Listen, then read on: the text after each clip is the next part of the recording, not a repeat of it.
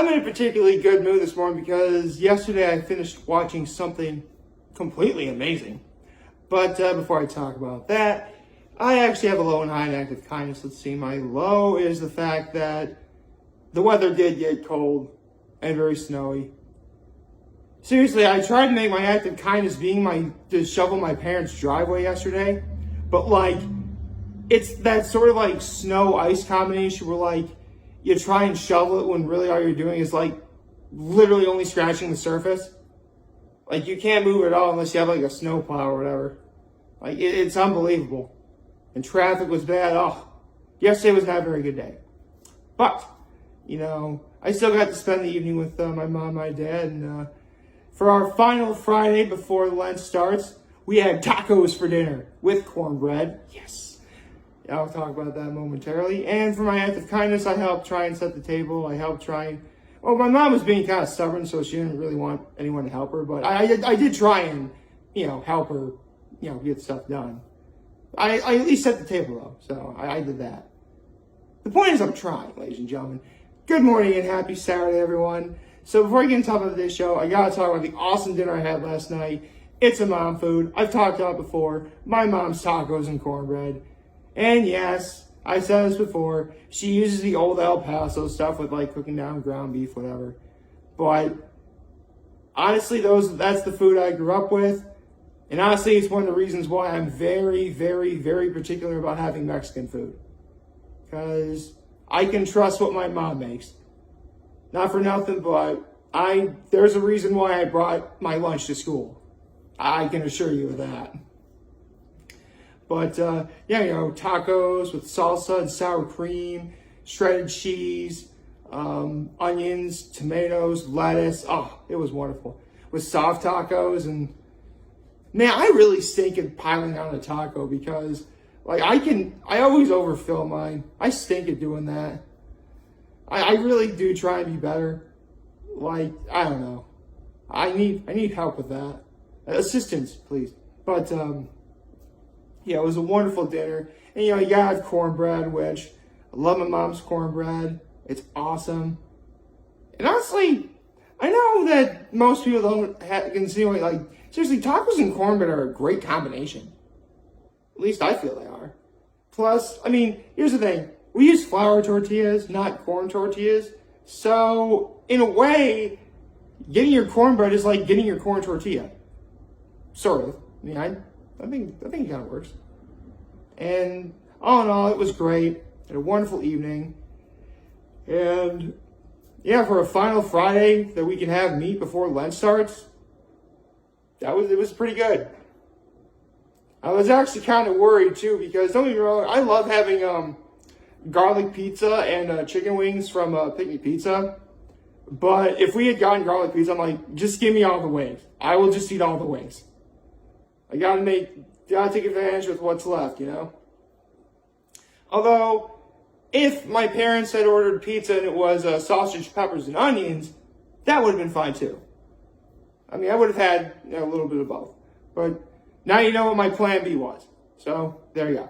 Now then, let's get into this new show I have been watching that is actually on Amazon, but there's a site on the internet that I do watch these shows when they finally get, released.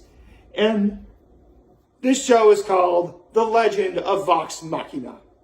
Now, for those of you guys who don't know, there's actually an internet series created by voiceover actor Matthew Mercer. He was huge. Now, he is a fanboy, without question. Matt Mercer, you're the man. the man Mercer. That's a lot of alliteration there. Anyway, he created this series online called Critical Role. Basically, it's him and a bunch of other voiceover actors and some guests on occasion. And they play Dungeons and Dragons, or D&D if you will. Now, if you don't know what Dungeons and Dragons is, this was you can almost call this the OG RPG. You know what I mean? It's been around for decades. At least the 70s, maybe even more so. It's a really popular game where basically You immerse yourself in a character, you roll dice to see what your outcome is going to be. There's a dungeon master who dictates what goes on in your quest, stuff like that. Again, I don't play Dungeons & Dragons, but I do have friends who play Dungeons & Dragons, and the D&D community is a very nice community. Seriously, like, they're cool. I mean, again, I've never played Dungeons & Dragons, but, you know, I do respect the game, and again, it's a very wonderful community, so it's cool.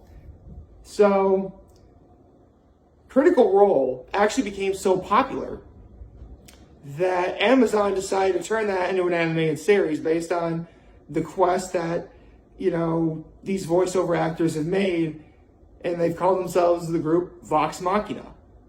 And I'm just going to tell you right now, this literally is like a cavalcade of great voiceover talent. And you guys know me. I'm a voiceover acting junkie. In fact, voiceover is the profession I've always wanted to do.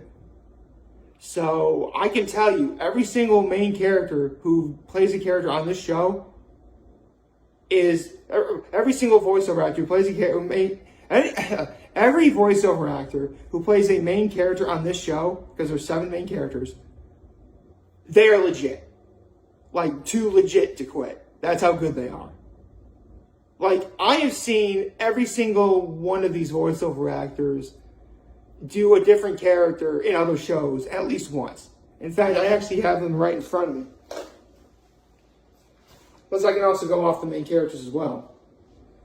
You have, essentially, it's kind of, I was about to say that this one character is a leader, but I guess it's kind of like a co-leader type thing. But I guess I'll explain in a second. So the first main character is Vexahala, or Vex, voiced by legendary voiceover actor Laura Bailey. If you don't know what Laura Bailey has ever done, she's done a lot of anime type stuff, particularly Kid Trunks on Dragon Ball Z. Yeah, he's pretty good.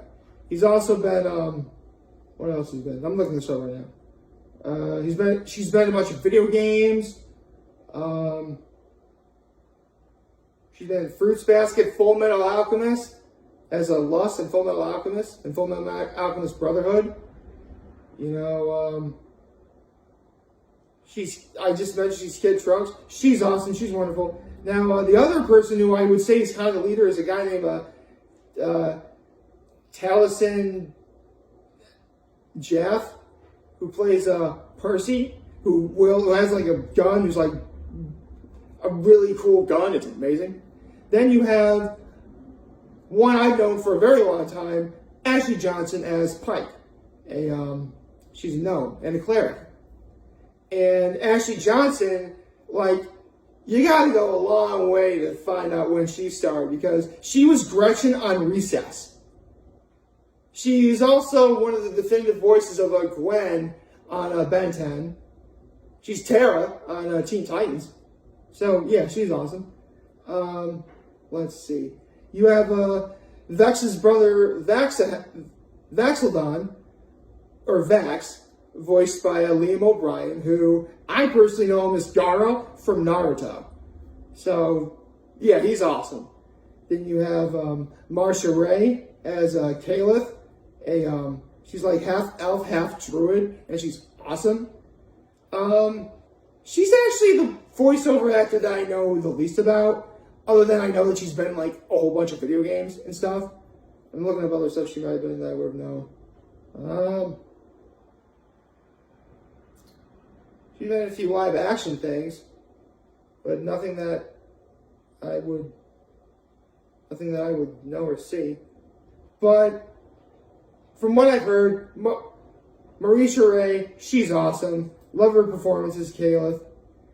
And then you have one that I've known since I was a teenager, Sam Riegel, as a Scanlan, another gnome, and a bard, who literally uses magic to conjure spells by playing his lute. It is awesome. He literally once used magic to bring out a pick, and he played it like a guitar. It was amazing. And Sam Riegel, I know him from, really, Donatello from the 2003 iteration of Teenage Mutant Ninja Turtles.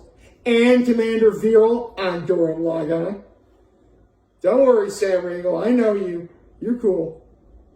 And finally, the seventh main character, Gorg, like a Goliath barbarian, voiced by Travis Willingham, who has been the definitive voice of Knuckles for a while in the Sonic the Hedgehog series, as well as Portgas the Ace in One Piece. So when I tell you that this is a very powerful collection of voiceover actors, I'm not kidding. Every single one of these voiceover actors has an accolade worth noting of some point, and they are all brilliant at what they do. And you put them together, and you get The Legend of Vox Machina. Now, the first season is broken up into 12 episodes, when it kind of does end on a bit of a cliffhanger. But the first 3 episodes are essentially, we'll call it The Legend of Vox Machina arc, or the introduction arc, where basically you're introduced to the Legend of Vox Machina. They're trying to bring down a dragon. It turns out that it's just like one corrupt general that, serves the king. So they gotta stop the general, and there you go. And the second arc I titled the Briarwood Arc, where these two people, the Briarwoods, usurped Percy's old kingdom, the Dorolo family, and basically they're trying to get revenge, but, is Percy going to go too far before his vengeance and, completely, corrupts him? And, it's great. Seriously, this is like a very, and actually, kudos to because, this is Matt Mercer's baby. So obviously Matt Mercer was going to play Lord Briarwood, one of the main 2 bad guys. And the other, Gray Griffin, as Lady Briarwood. Seriously, Matt Mercer and Gray Griffin, double alliteration, sweet. They are a powerful combination. Seriously, I know that Matthew Mercer is also Trafalgar Law in One Piece. He also plays their bear. The Team Vox Machina, they have a pet bear. He voices the bear, like bear noises and such. But fun fact about Lord Briarwood, his appearance is actually based on what Matt Mercer really looks like in real life. So there you go, long hair, some facial hair, obviously. But yeah, this show is incredibly raunchy and violent, man. It's got, this is not a show for kids. This is a show for, teenagers and adults who also happen to be into Dungeons and Dragons or any of the medieval lore and such. So, with that said, there's a lot of stuff they do that's you definitely hear the F-bomb a couple times. And you definitely hear a few other curse words that I'm definitely not going to say on camera, because now's not the time to do that. If you want to hear a raunch, just watch The Legend of Vox Machina. And let's see what else. And there's medieval stuff. There's dragons and knights and gnomes and stuff. Seriously, all in all, if you're a fan of Dungeons and Dragons, particularly if you're a fan of Critical Role, you will love this show. If you are a fan of all the voiceover actors that I mentioned, I just scratched the surface with who's voicing the characters in the show. Seriously, I'd be here all morning and all day if I talked about them all. So if you are a fan of really great voiceover acting, you better believe you'll love this show wholeheartedly. If you're a fan of medieval stuff, Dungeons and Dragons, all that all that lore, this show is definitely for you. If you definitely want to have a good time, I can definitely assure you this will provide a good time. And I should probably talk about how the season ends, where basically Percy is able to free himself from not being able to from being completely corrupted by taking revenge. And so, the kingdom celebrates by defeating the Briarwoods Percy's homeland is saved. His sister's alive, so she'll take over the kingdom.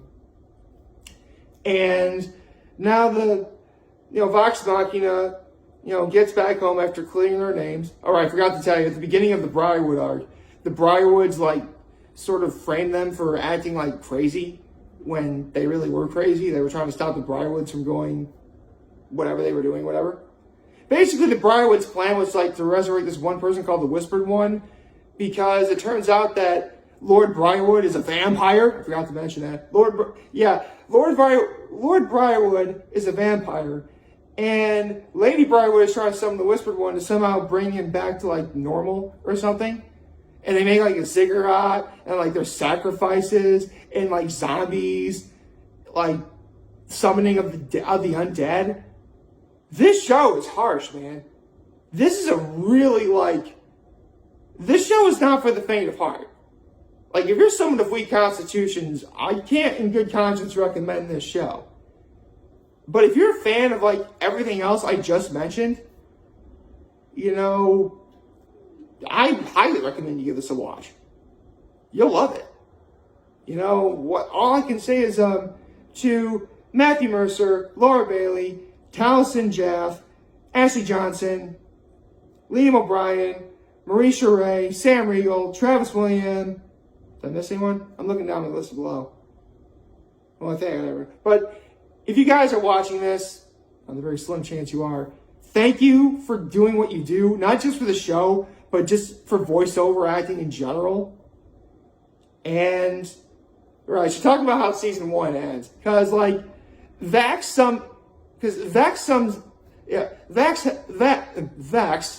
voiced by Laura Bailey, she sometimes gets, premonitions of, bad things to come. And season 1 ends with, dragons head to the kingdom and possibly destroy it. And that was the end of the first season. Well, if you wanted a fan who's getting ready for season 2, you got one. So, to the good people behind Vox Machina, thank you for an awesome show. Great first season. Can't wait to see more. Hopefully it won't be too long until we get another one. Honestly, really good animated shows on Amazon Prime kind of take a while to come back for a second season. Looking at you, Invincible. Like, favorite, share, the subscribe button, follow me, subscribe to YouTube. I'm very home this video for all of you guys who are watching. Enjoy for them. Hope you have a wonderful, wonderful Saturday. Remember, you want to talk to be here to land yours right back. Take care and make good choices. And hey, it is Saturday. Lots of people like to play Dungeons and Dragons on Saturdays. Maybe you could watch Critical Role instead. Or perhaps both. Just like in Dungeons and Dragons, it's up to you. Take care.